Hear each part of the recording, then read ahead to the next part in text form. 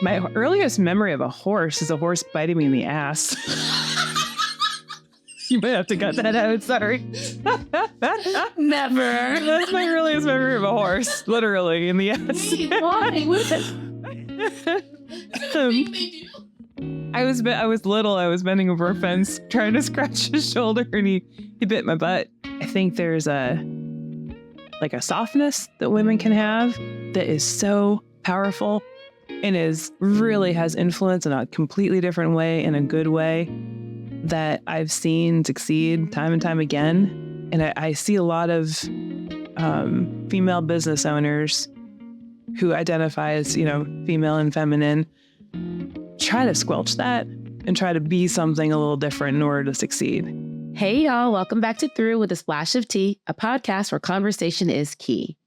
So today we have a very special guest, Rebecca. And I'm going to tell you guys all about Rebecca because it's so cool. Like everything just listen. So today's guest is somebody who truly lives on the intersection of passion, purpose, and horsepower, like literally. Rebecca is a lifelong animal lover, a proud Massachusetts native, and a longtime Colorado girl who now splits her time between the Western Slope and the South Shore. She's the founder of Wild Palomino, a marketing business that she's been running since 2011. And more recently, the heart behind Cowgirl Up Horses, a woman-owned and operated business dedicated to connecting horses and humans with safe and reliable transportation across the country. I can't wait to dive into her story with you guys. I know a little bit about it, but I'm super excited to dive into it. But first things first, I have to thank you, Rebecca, for being here today. Thanks for having me. Of course. I'm so excited because learning about you, I was like, wait, what? Like, I love learning about people, like doing my own research. And I'm like, how did this person even think of this? Or okay. And that was very much your story. Okay, so I need to start from the very beginning. I love to start from the beginning. So I need to know, I'd like to know, where did your love for horses originate? Like where, or animals in general, like growing up, were they always around? Like what's the dynamic of your household growing up? Yeah. We were animal lovers growing up for sure. We had a big blind golden retriever named Ernie who had one eye and followed another puppy around by his tail. Yes. My grandmother was a huge influence in my life, and she always had cats. She had this huge calico colored cat. That's a lot of C's. Try to say that 4 times fast. She called him Mother Cat, and she had kittens all the time. And my family was always around horses. My mom's side of the family was always around horses. And so I grew up riding with now a really good friend of mine that taught me to ride since I was a kid. And I fell in love with horses right away. They were really, really healing in my life. I have a random question. Yeah. Because I recently learned this. Yeah. I don't know if this is a thing that wears... I shouldn't ask the question. Yeah. Okay. Can you... I saw someone do this on TikTok and I was like, oh my goodness, this is cute. Can you ride bareback? It's awesome. That means no saddle. No saddle. That means no saddle, guys. You can do that? Yeah. It's great. It's really fun. It's a little bit harder with balance. And all that, but it's amazing. You can really feel the horse. They actually use it in equine therapy for people that have hip problems, or really? They might have cerebral palsy or other sorts of things where they need to find the movement of their body. They actually put a person on a horse bareback because their legs move and it moves their body in the same way. It's pretty cool. So and they have a connection with the animal and all that too. What's your earliest memory of riding? My earliest memory of a horse is a horse biting me in the ass. You might have to cut that out. Sorry. Never. That's my earliest memory of a horse, literally in the ass. Wait, why? What I was little. I was bending over a fence trying to scratch his shoulder, and he bit my butt. I had a big bruise. I was like, I love you. You must love me too. Oh my gosh, that's gold. Yeah. I love that. Yeah, we used to go up to Troy, New Hampshire. There's a little place called the Inn at the East Hill Farm. Mm-hmm. It's still around, and they do a great job. But we go up there, a couple of times in a few years and trail ride. There would be horses there, and chickens and pigs and all kinds of stuff that you don't really find much of, around the Boston area. And I loved it. I absolutely loved it. My sister is 35 now, and she and her boyfriend still go there like on an annual basis to go visit the chickens and the pigs and the horses. Your parents did such a good job keeping you guys like around horses or just around animals. Like, why was it so important for them? Do you know? I think my family always had a connection with animals for sure. They wanted us to have that. Mm-hmm. But yeah, they did a really good job. They invested a lot of time, and it's not cheap to do that stuff. No. Yeah. And I come from a pretty modest background. And so they made it work, which was really cool. Okay. We need to talk about going from Mass to Colorado. Yeah. Wait, but I think I want to stay in Mass a little bit. Okay. Let's talk about Mass a little bit. Okay. Because born and raised in Scituate? Born and raised in Scituate. Born and raised in Scituate, like the horse fam, which I love. Yep. Always like visiting horses and wildlife. Did we do college in Massachusetts? Yep. Not far from here. I went to college at Clark in Worcester. Literally not far from here. Wow. Yeah. Oh my goodness. We're in Framingham, guys. Yeah. It's right down the street. Literally. Okay. So after college, what was the headspace? What was the mind? And then when did we get to Colorado? Yeah. So I went to school in Worcester. I worked on an ambulance full time during school. I actually worked out of Marlboro. I was in Framingham all the time. And studied psychology. And after college, I was dating a guy that was from Colorado, and we ended up going back there for a while to kind of check it out. I totally fell in love with the mountains, really the mountains, and just the open space and the adventure. And I kind of settled there. Yeah. Yeah. Broke up with the guy, but stayed with the space. As it goes. Truly. The story for many of us. Oh my gosh. It brought me out there, which I'm grateful for. So when you got to Colorado, what was like the game plan? What were you doing for like work and stuff? I studied psychology and molecular biology in school. And so I got a job at a lab, like a science lab right out of college. So I was using little pipette men and like, moving small amounts of fluid from one thing to another. I hated it. It was so boring, and there was nobody to talk to. I love people. I'm a people person. And I was like, I don't think I could do this. But it was the company that I worked for at the time was a really small group. It was a startup. And so it was my first introduction to entrepreneurship and startups. And I quickly moved from like just laboratory to project management and business development and marketing. And it wasn't something I studied in college, but it's really the people. It's just, I love the people. I love connecting people. And so I moved right into that from that job. And the startup environment was so cool, and it was an area. Colorado is one of the big areas for startups, and people just had like this amazing energy, and they were bold and taking chances and going for it. And I was like, I like this. I like this. I'm gonna put this pipette bed down. It's not for me. I'm not that smart. Don't fool you. I don't know what I'm doing. Yeah. So that was your true introduction to like marketing and being with people and community in the workspace. Yeah. Yeah. That first job, it was like a group of scientists and a group of engineers, and they do not speak the same language at all. It's like two completely different languages, and they just think different. Yeah. Both like brilliant, but like totally nerdy in their own way. Yeah. And just like don't communicate. And I started being the in-between like to help translate what needed to happen from one piece of the project to another piece. And I loved it. It was just like, I really, I loved seeing the way different people thought and helping to like bring it together so everybody get on the same page. And I kind of felt a groove in that, I think, and I loved it. Okay. So how does that and then what happened? Yeah. Can't even ask it. I'm like, what happened after? So I stepped pretty fully into marketing after that. I worked in a couple different industries. I worked in like the yoga industry and the wellness industry for a while. I worked in events and outdoor sports for a while. I kind of, it's in the startup world and really in marketing and sales. A lot of times when you're working for other companies, it's like maybe a year to 3 years. And then you kind of switch to the next company as part of it for a lot of different reasons. But that was okay with me. It was like, okay, well, this is just, we're going to change it up every couple of years. That's all right. And sometimes it's, mergers and acquisitions happen. Sometimes there's startups that don't make it for sure.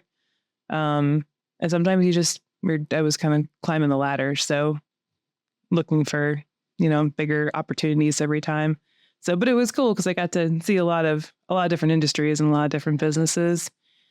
And, yeah, I loved it. And then the first business I started was a yoga studio, just north of Boulder, in a town called Lyons. Yeah, Lyons, Colorado. There are a lot of mountain lions in the area, but it's actually spelled different. L-Y? L-Y. Oh. Yeah. Yep. But I lived there for about 15 years, almost, maybe a little less, and started my first business there. And I loved it. I learned a lot. Yeah. And a ton. You make mistakes, you recover from them, you have successes, all kinds of things happen. But that was my first business. I started and ran that while I was working, full time for companies, for other companies. And yeah, I learned a ton. We had a really big flood in that town when I lived there. It's a really sweet community. It's a very special place, pretty magical place. How was it? You closed this business down? I did. Yep. I stayed open for 6 or 7 years. Wow. We survived a natural disaster, a flood. We actually became a center where we would, like National Guard came and basically kept everybody out of the town because there was chaos that happens after natural disasters. And I would go out of town and bring like body workers and massage therapists and all that in and kind of smuggle them in. Yes. And then we would set up shop at the studio because all the businesses were shut down. I mean, really, there was no electricity, no water, no nothing for several months while we kind of recovered. Everything had to be put back together. It was pretty bad flood. Wasn't that great? It was not that great. It was not that great. Damn. But it was really traumatic. I mean, understandably for a lot of people. So, a lot of destruction. And so these folks would volunteer their time to come and work on people's bodies and energies, and either people that had gone through the flood, or also we had like FEMA workers and National Guard was there. We had thousands of volunteers from all over the world. Literally, we had people coming from Israel and other countries to help. And so they work on them too, to like help keep everybody. It was pretty cool. It was definitely like a very gratifying way to facilitate a space, or, ways for people to help each other, and using small business for that. It was cool. I would not want to live through the flood again. Yeah. But I wouldn't give it up. So I wouldn't give up the experience. That's huge. Yeah. That's huge. Like, oh my gosh, facilitate something like that. Like, because I don't think we think about it enough. Like, yeah, we have these people that are our first responders that are always helping and are always out.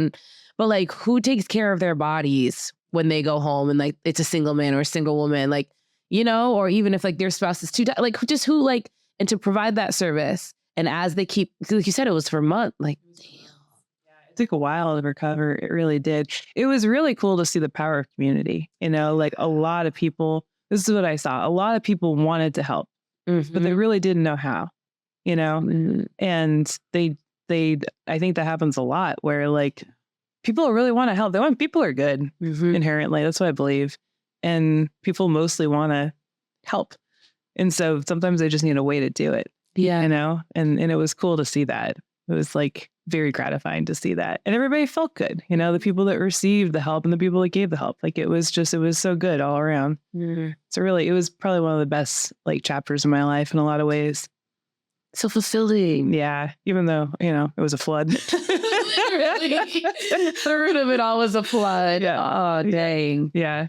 No, but still so fulfilled. Because I feel like it's like those rock bottom moments that really show us that people are good. Absolutely. Because day to day, you're like, yeah, where am I right now? Yes. Like, where have I been condemned to? But it's like those rock bottom, like that COVID, that like when the whole world is just like down and out. Yep. And then you're like, oh, okay, like we are inherently good. Like these people are creating spaces of positivity. Like we're going out of our way to do it. Yeah. And we don't see that in the day to day. Yeah, no, I think we forget that sometimes too. Like we're in such a hard time in our world right now. I think it's really important to remember that. Like people are inherently good. I believe that. Yeah. You know, but yeah, it was, I remember a lot of people at the time being like, yeah, this is, you know, it was a bad time. A lot of people lost their homes.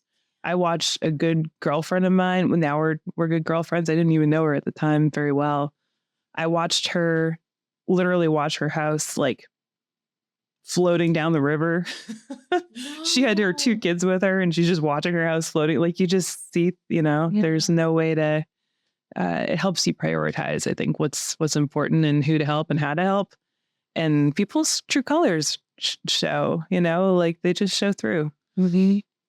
And, you know, usually that's good. It's not always good, but more often than not, it's good. Yeah. And that's what reminds us. That's what helps remind us that like, there's more good out there than there is bad. Yeah. Yeah. There is. Yeah. We have to hold on to that. Okay. So how many businesses did you have prior to opening Wild Palomino? Yeah. Yeah. Palomino. It's a color of a horse. It's a yellow horse, basically. Yeah. Yeah. Okay. Well, I have to ask that question again. Yeah. I'm not going to keep stuttering on it. That's okay. Wild Palomino. Okay.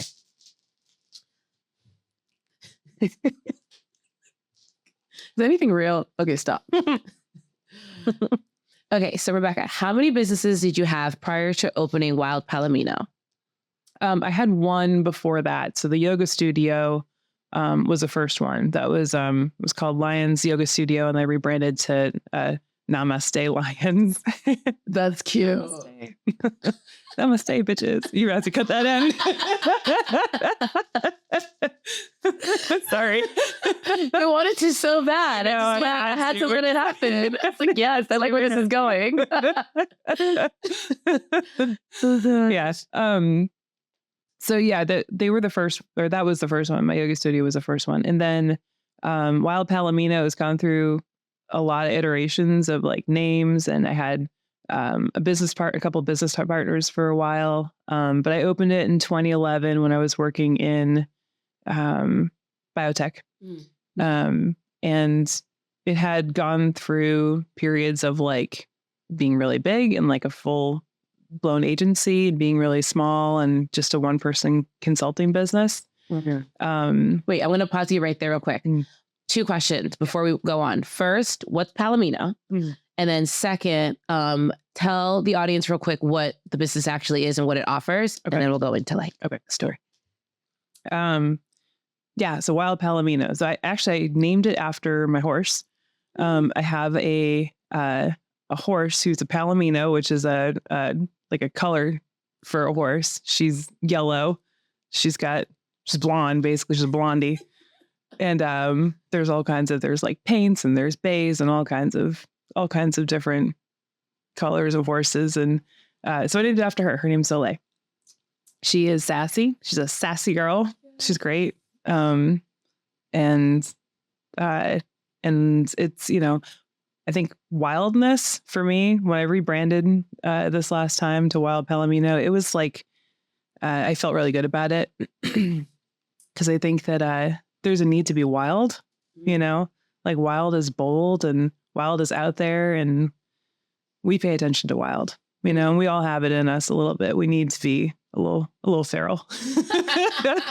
And she is. She is.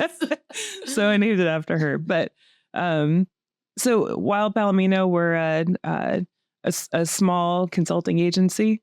And I say small because we kind of we stay within the bounds of a particular size, but we scale as we need to.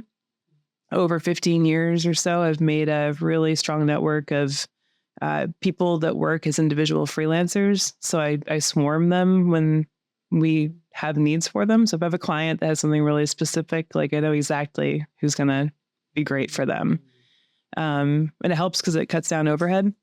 And it supports their small business, facilitates their small business. It helps the client because they're getting really good people for much more efficient budget.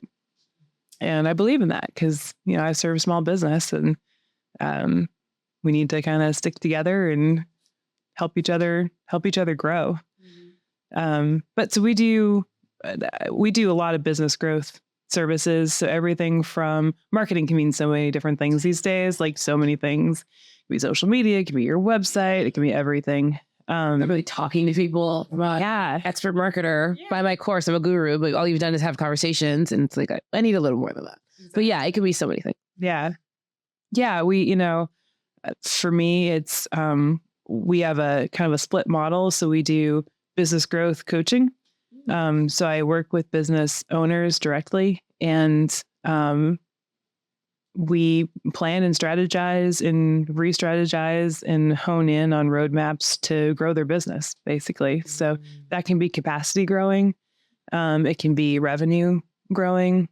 It can be all kinds of things depending upon what they need. But at the end of the day, growth is really where we're at. We want to make small businesses thrive. And I love it. Small business owners are the best. Like they are so bold. It takes a certain person. Yes. To do that. Yeah. Yeah. Yeah. And I love that. You forego your 9 to 5 for like a 24/7. Absolutely. And then like all of your ideas are like, this is probably a good idea. So let me just do it. Yep. And then it's like, whatever sticks. Yeah. I'm just going to keep trying. Yeah. Exactly. A lot of businesses have that. And like, one of the big things that we try to do is we bring experience and knowledge into that. So we can kind of say, hey, this approach is great, but it's probably not going to get you more revenue. And so let's cut out the effort there and we'll redirect that effort over here, because we've done it so long. We know what works. We know what doesn't work. And I think especially for small business, there's like a real personal piece to it, like people have blocks when they're running their business. And a lot of our work is getting over and through those blocks. And it's like, it's a lot of his personal growth work. It's like, what's holding you back or what are you afraid of or where don't you want to go, and really kind of getting clear on that. And it's been pretty cool to see some of those transformations. And that's also why so many people don't start. Like they'll have that business in their brain for like 4, 5, 6, 7, 10 years. But they're like, this block will not allow me to push through. Yeah, absolutely. So to be a company that realizes that and that has worked with that and that understands that, like, I can hold your hand through this. Let's walk through this first block and then we can keep going. Yeah, it's one of my favorite parts. Yeah, it's definitely one of my favorite parts. There's a like my closest friend would tell you that I'm like, I can be a bulldog. I'm trying to find a nicer way to put it. I can be a boss bitch. That's a bit for everybody. But I will hold you to account, if you've got a block that you want to look at. And I'll do it in a kind way. But we're going to do it. Yeah, we're going to get there. You said you wanted to grow. You want to be here. Like always start with where you want to be, always. Do you ever encounter clients that like refuse to like get past certain blocks? I've definitely encountered, yeah. There have been times where sometimes it's just too big, and so we have to like dig a trench around it, and we'll go a different way. That happens. Not very often though. I think the biggest transformations are the ones where they're like, oh my God, I am scared of this, and usually it's, I'm afraid to try and fail. Like that's the biggest thing. I guess it's like fair. Yeah, well, it's fail. Yeah. Who wants to try and fail? I mean, if you didn't try and you failed, that's one thing. You haven't like put it all out there. But if you gave it everything you got and you failed, a lot of people think that's the worst thing in the world. It's not. It's not. No, you learn from it and then you go on and you succeed. Yeah. You just succeed differently than you thought you were going to. Yes. Yeah. And I don't think that people think about trying, succeeding, and it not being everything you wanted it to be. Yeah. Like that is so much worse than trying and failing because you're putting all your eggs in this basket because I know it'll get me to where I need to be or where I've envisioned. And then you get there, like you do it and you crush it and you're like, oh, damn. That's not what I thought it was. Not at all. Like, damn. So that is bad. That is bad. Yeah. And I think sometimes you do that and you're like, like this wasn't the top. This was like the foothill. I see more now, Yes. Like I see somebody else I could serve, or I see something else that could serve the world, or I see another problem that we can solve, and then it becomes a step rather than an unfulfillment. Yeah. Yeah, that's cool. It's cool to see that part. Yeah. Because once somebody sees that pattern, then they start making bigger and bigger steps too. And that's like the epitome of success. Yeah. Because it just pushes you to keep climbing. Yeah. Yep. And it feels good to like get to a horizon that you've never seen before. And you're like, oh, I need to see more. Like I gotta start running now. Like I really need to see. Yeah. Yeah, totally. Yep. One of the things I love about Colorado is there's a lot of mountains there. Mm-hmm. And there's a series of mountains that are over 14,000 feet. There's 53 mountains in Colorado. They're over 14,000 feet tall. And a lot of people try to like climb all these mountains. And that's like a goal they have. And it'll take them 10 years or whatever to climb them. But most of those mountains have false summits, where like you've been hiking for 3 or 4 hours and you're like, oh man, I can see the top. And you get to what you think's the top. It is not the top. You're like, oh my God. It is not so much more to go. Sometimes it goes down before you get to, there's a saddle in the mountain before you get to the top. And you're like, oh damn. But, but once you do it a few times and you realize that, then you like pace yourself. You're like, well, that's like a vista point. I can see the top from there. That's awesome. Can't wait to get there and see what else is there. And like, I want to celebrate. I just made, 12,500 feet at this point. And I think it's a good analogy for, what you can do in business too. Like, absolutely. There's false summits all the time, but they're not really false. They're just a stepping stone summit. Because you are still higher than where you were before. Yeah. And you can see better. You can see and better. You can actually see the top. Yeah, you're just getting closer and closer. Yeah. Sometimes you can see the top and a whole mountain range behind it. Yes. Yes. Just to be super cheesy about it, but it's true. Oh, that's so true. Yeah. I have one of my clients right now is he's an entrepreneur that totally started something because he just loves it, and he is like the top in the world at what he does now. And he, it's been the case over the last 15 years or so, that those stories are pretty cool to me. Yeah. Just because it's all rooted in passion. Yeah. And like you just ran alongside your passion. Yeah. Like he was just like, I think this would be cool to do. I'm going to try this. And then it worked. And he's like, oh, maybe I'll try it some more. And then it worked. And then he's like, I think I'll quit my job and do this full time. Yeah. And it really worked, and now he's literally like, offers the best of his product line in the world. Like that's cool. That's so cool. It's brave too, like you have to take risks to leave a job, to invest time and money, all of it. But I think you gotta have 2 feet in, to go for it. And that's thrilling. Yes. Yes. And like even if you do air quotes fail, because fail could be, a lot of times we think something's a failure and it's really not. Let's call a spade a spade. Yeah. But even if you do fail, like we don't focus on how much you learned about yourself, the process, your like how much passion you really have that's associated with it. Like you learned so much from the failure. It's like, can you even really call it that? Like, can you really, if you zoom out of this and take out everything you learned and write a list of it, like you can't call it a failure. You can't, there's no way. It doesn't make sense. It's an oxymoron. I think about that all the time. No, I love that. I totally agree. I've got another client, and they offer, they're in Colorado, and they offer like adventure experiences. Like they like designed adventure for people, and groups come on rivers with them. They do pack rafting.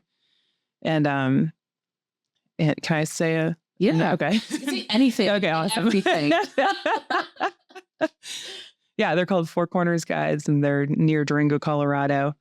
And the CEO of the company is a woman, and she's another like total boss babe. And she was like, when we started working together, she was a little bit afraid to like really work more on sales. Like it was a little bit like what we're talking about. It was a little bit of fear of putting it out there and it not working. And once she put both feet in, she doubled her business last year. Like she's amazing, and she's really skilled at what she does, you know. And sometimes it's like we have the capability, we have the skill to really do it, but it's just that little fear block that's there that somebody needs to come along and like pluck it out just for a second, say, just try it, you know, and just do it. And then guide a little bit along the way. But those are cool. Those are very gratifying to see when that happens. Like, this is why we do what we do. Right. This is why it's worth the pushing through the fear. Yep. Because like moments like that, like if you really push through and you really put your all in it, you can get to the other side. Yeah. And like, not to bring this to gender, but I'm going to bring this to gender for a second. Yeah. It's such a different, because it's a fact. It's different. It's a different world walking through the world as a woman than it is a man. Absolutely. So like, there's like an added layer of like, I can't do this because of my gender, which sounds so dumb, and we shouldn't think this way, but we grew up in the society that we grew up in. So sometimes it's hard like there's like this added bonus of like, all right, well, it's not just fear, it's also the fact that like I cannot do this, like I cannot be as successful as XYZ. And then like feeling like telling that voice that like you're incorrect and like I can do this even though like, and then succeeding. Absolutely. 100%. I agree completely. I work with a lot of women-owned businesses specifically. I work with men too, but majority is women. And it's my favorite. Yeah. It's my favorite. Because, you know, I believe like, I think that in order to be a successful female business owner, a lot of times we think either we have to work so much harder or we have to force our way, you know, because, and not to like, I'm going to speak in generalities. In general, men are physically stronger and their demeanor tends to be a little bit more like, I just kind of come in and own the room. And it's, I mean, we love that about men. I love that about men, but we're different, you know, like we're built different. And this is, you know, again, I'm generalizing a little bit here, but I think there's a softness that women can have that is so powerful and really has influence in a completely different way, in a good way, that I've seen succeed time and time again. And I see a lot of female business owners who identify as, you know, female and feminine, try to squelch that and try to be something a little different in order to succeed.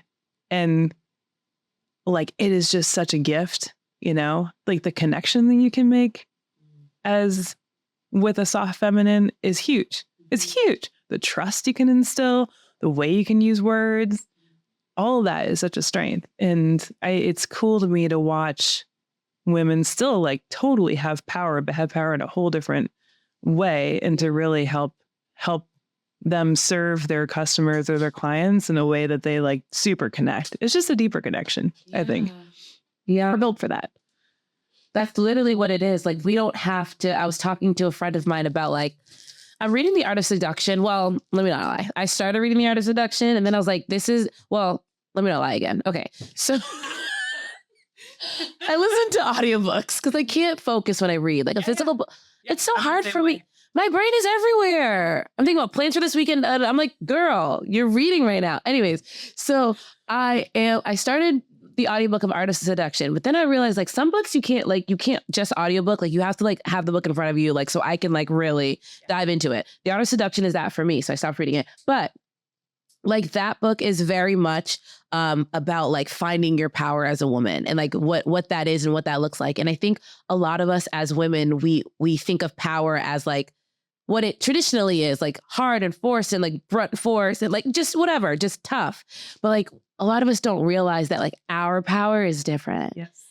And I think my opinion is that our power is a little stronger. Because softness, there's so much value in softness.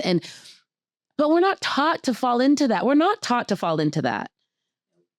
We're not taught. And sometimes I think we confuse it with weakness, or we confuse it with being walked on. We can still be strong, and we can still say what needs to be said and then still hold that softness at the same time. That is powerful. That is like, that's when you got it. Like, that's you know, when you got it. Yeah, you know what you're doing, girl. Yes. Yeah. Yep. Oh my God. Okay. Cowgirl Up. Let's talk about that. Yeah. Tell the audience what Cowgirl Up is. Cowgirl Up Horses is a transport company. Mm-hmm. And we serve horses, cows, pigs, goats, sheep, dogs, cats, emus. I've had requests for zebras and camels. What else is crazy? Oh my God. Zubus, which are like, do you know what they are? No, but I love them so already. Cute. I love it. They're so cute. Zubu. It's like a little miniature cow looking thing. What else? All kinds of things. All kinds of things. I didn't know what an emu was before this. Okay, so wait. Somebody like I say, hey Rebecca, I need 13 Zubus. Yep.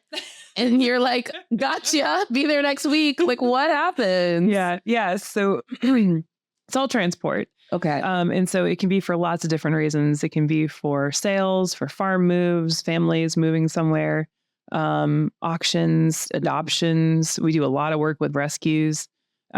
We go into kill pens and we pick up horses that are about to be shipped out for slaughter and bring them to their new homes.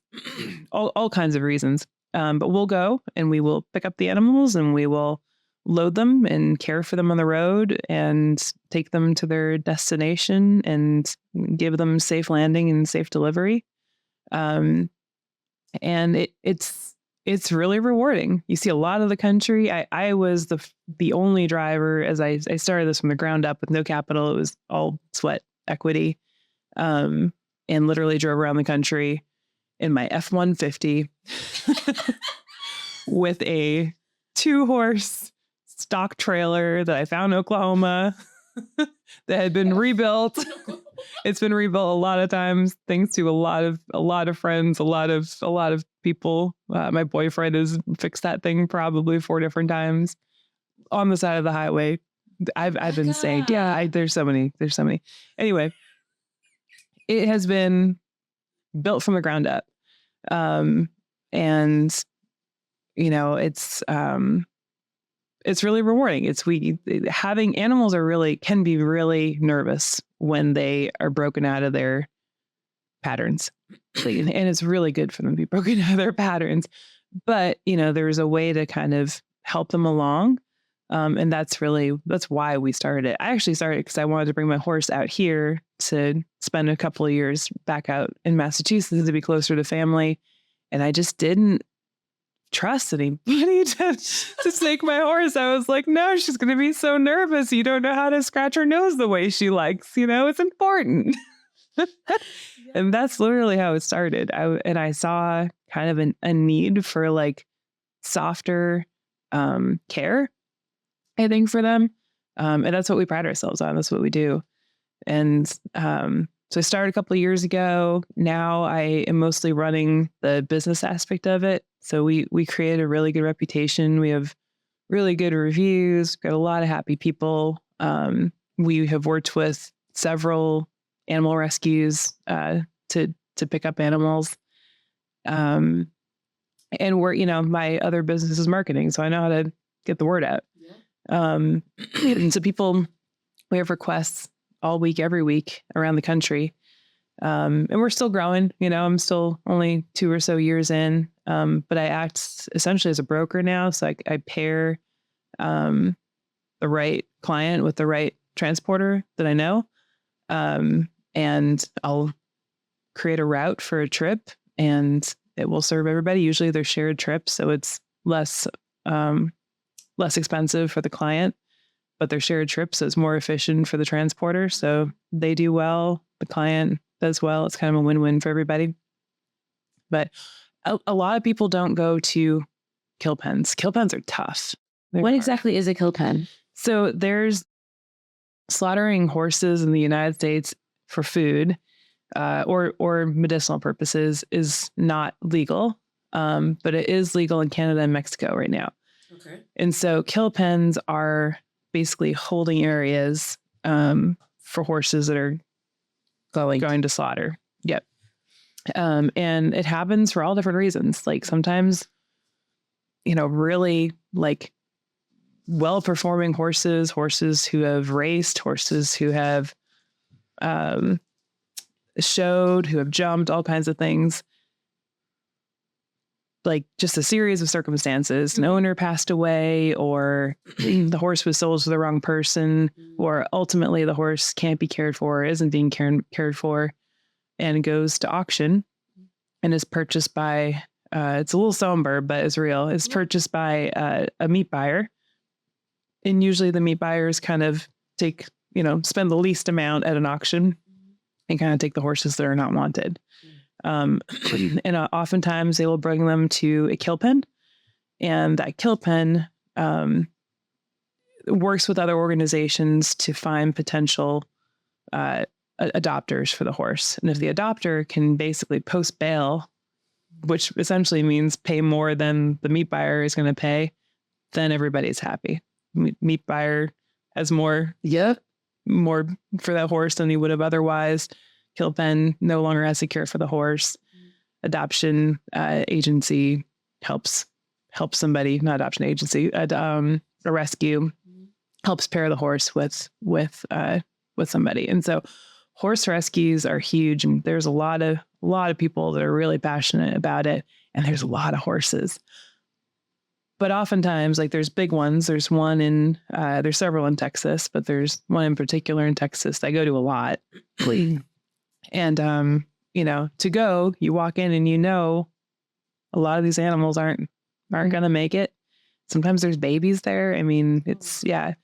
And so, being able to go to those it's tough. You have to be able to go, really look at the ones you're saving, know you're saving them, get them in. At that point, oftentimes they're really scared. They don't handle well. They don't load in the trailer well. There's all kinds of stuff. And they're traumatized, and so it just takes certain care. They can be infected. It's communicable diseases among horses, is a real thing. There's something called strangles, which is kind of like strep throat. But it can kill a horse. So you have to be really careful. You have to keep, horses separated. So if a horse comes from a kill pen, they need to be quarantined, for a certain period of time to be safe around other horses. And if they're in our trailers, we completely disinfect, bleach everything to make sure that the trailer's safe too. We have a designated trailer. And so, there's all kinds of things like that, but a lot of people won't touch that. And we want to help that. We really want to get horses out of kill pens and in homes, or, outside of homes, but just outside of homes, not in the living room.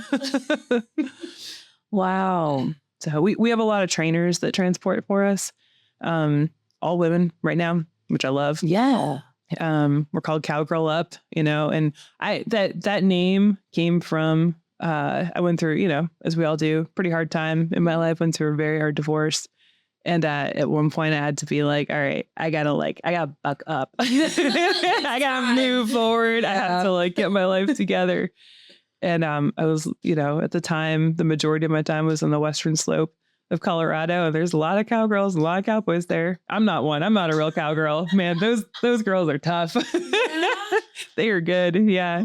Oh, I can't call myself one. But it was like cowboy up. Yeah. Well, all right, how about cowgirl up? Get your shit together, girl. Get your shit together and let's go. We got to do this. We got to do this. Yeah. Yeah. Get through the hard time, get back in the saddle and go, basically. I think my husband's a cowboy. What are your thoughts on that? I've never met a cowboy before, but I've been watching Yellowstone. Yes. And I just feel like he's yes. He's got the cowboy. He's a cowboy. He has a hat and he wears cowboy boots and he's a big burly man. Amazing. Yeah, he sounds like a cowboy. Yeah, he's hello. I think there are two kinds of cowboys. There's somebody who is an inner cowboy because they just have the energy of cowboy, and then there's somebody that actually wrangles cows and stuff. I had to figure out what cowboy. Oh my gosh, horses fascinate me. Yeah, so fascinating. They're amazing animals. I've never been on a horse. Have you petted one or been around one? No. Yeah. Okay, so I want to do it. Yeah. I do. It's in my heart. I've been on a camel, but not a horse, which is kind of... Yeah. Really? Yeah, in Mexico. Oh, wow. So you think I can do a horse? Have you been on a camel? I've never been on a camel. They're really, really high. Yeah, it's very high. Okay, but my thing is the root of my trauma when it comes to horses. There's an inkling of trauma there. Yes. Because the horse is the only thing that took down Superman. The real Superman. The horse took down Superman? Dude, the real Superman, and I grew up watching the real Superman because my older brother was into it. He was riding a horse and he got trampled by the horse. That's why he was paralyzed from his neck down. I forgot that completely. What?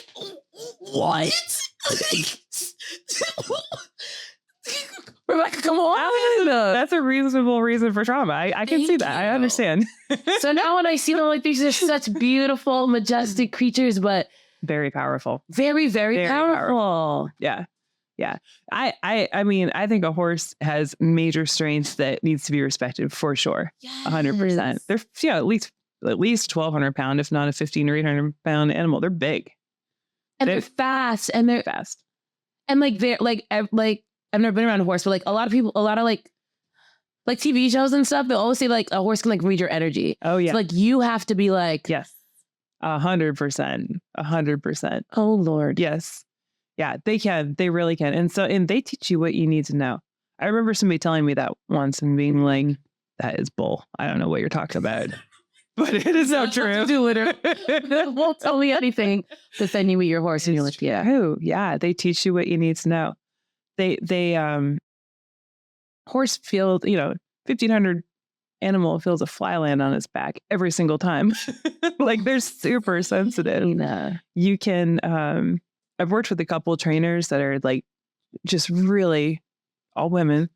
They're just really, they are gifted. They have figured out how to not communicate with, yes, communicate, but they communicate through their energy. A horse can feel you breathe 100%. And if you're on their back and you're tense, they can feel it. If you do one of these, they totally feed it back to you. It's really kind of amazing. And there's a confidence.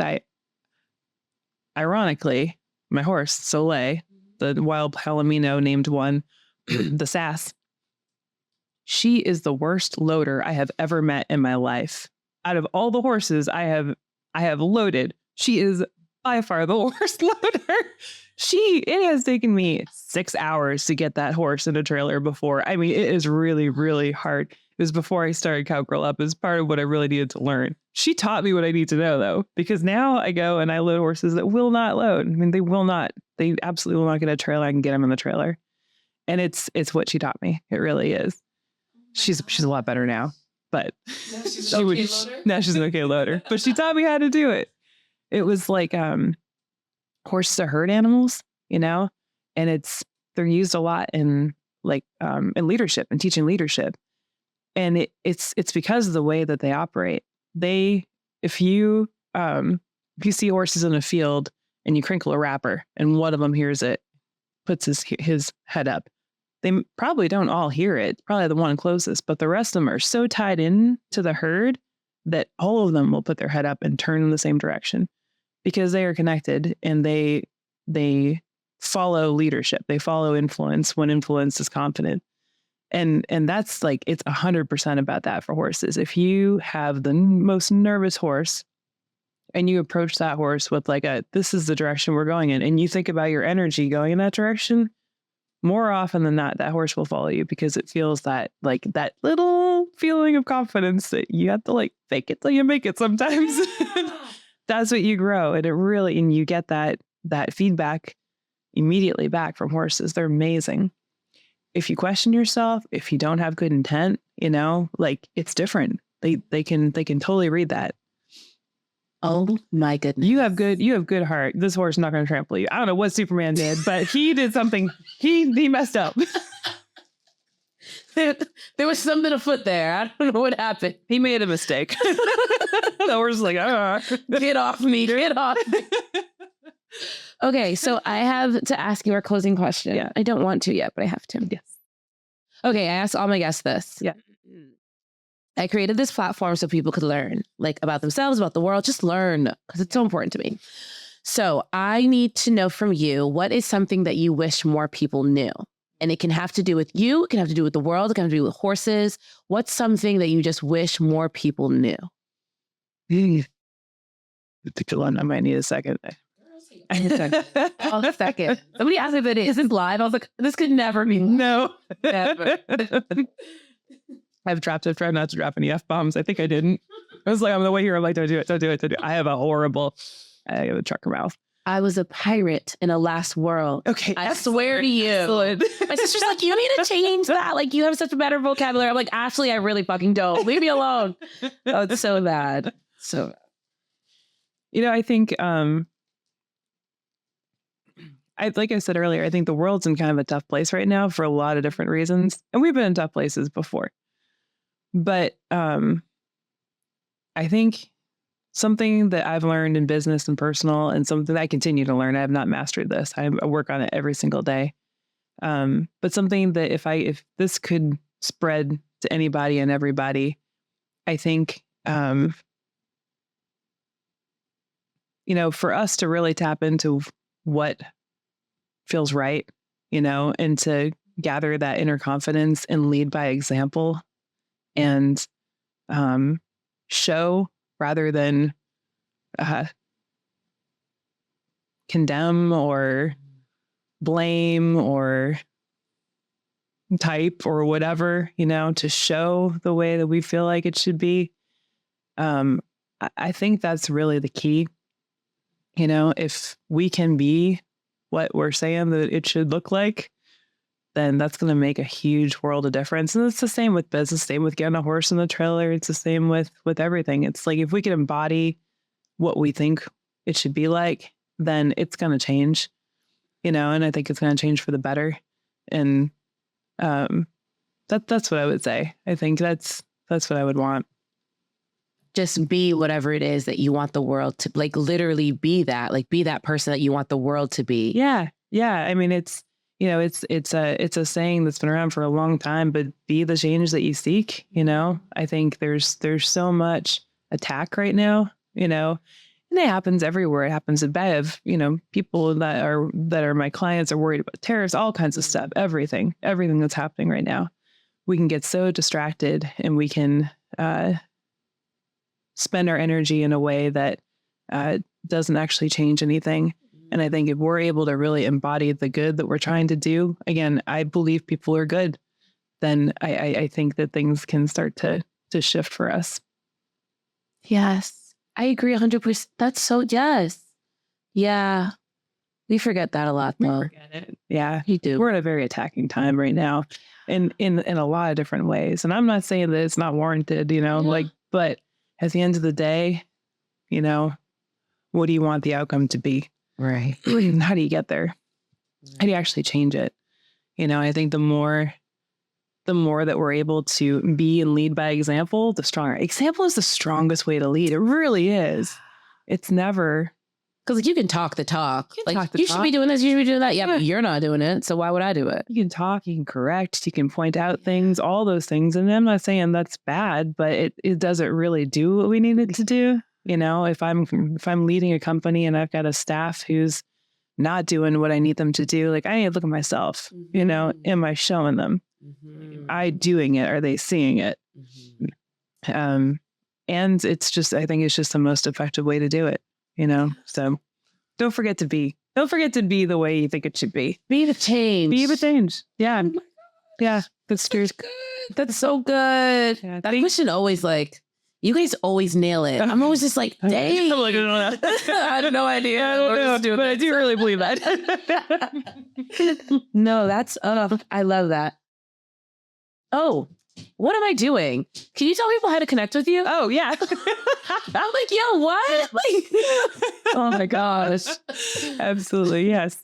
Do I just say my website? Yeah. Okay. So let people know. Some people do Instagrams. A lot of people do LinkedIn's. Just your website. Definitely the website for Wild Palomino and Cowgirl Up. Yeah. To connect with me for marketing, business development, business growth, you can reach me at Wild Palomino. My website's www.wild-palomino.com. And my horse transport company, Cowgirl Up Horses, we can be reached at www.cowgirluphorses.com. We're on Facebook. We are on Instagram. And I love people. I love to connect. So reach out. Yeah, that's good. Like a little commercial. Thanks for watching Through with a Splash of Tea. You can catch new episodes every Wednesday and Thursday on all streaming platforms. Bye now.